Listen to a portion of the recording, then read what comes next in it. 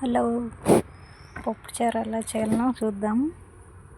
పప్పుచారుకు కావాల్సింది ఒక కప్పు కందిపప్పు కడిగేసి కుక్కర్లో వేసుకొని ఒక గ్లాస్ వాటర్ పోసుకొని 3 టమాటాలు, ఒక 5 పచ్చిమిరపకాయలు, కొంచెం చింతపండు, ఉప్పు, పసుపు పొడి, కారపొడి, ధనియాల పొడి, ఒక స్పూన్ సాంబార్ పొడి వేస్తే కొంచెం టేస్ట్ బాగా వస్తుంది.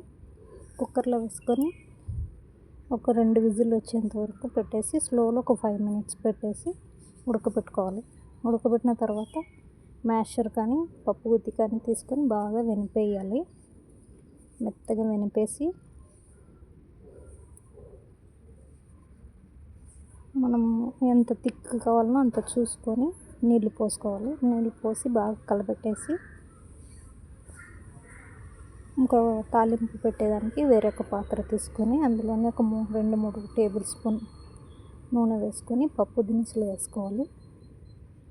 పప్పు దినుసులు కొంచెం వేగిన తర్వాత చిట్పట్లాడిన తర్వాత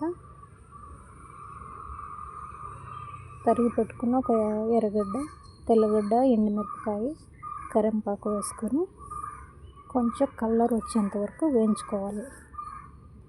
కొంచెం కలర్ వచ్చిన తర్వాత ఆ పప్పుచారు ఇందులో పోసుకోవాలి.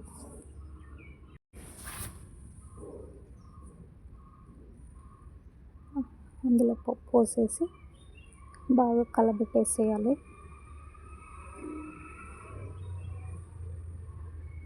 కలబెట్టేసి కొంచెం బాగా ఉడకనివ్వాలి.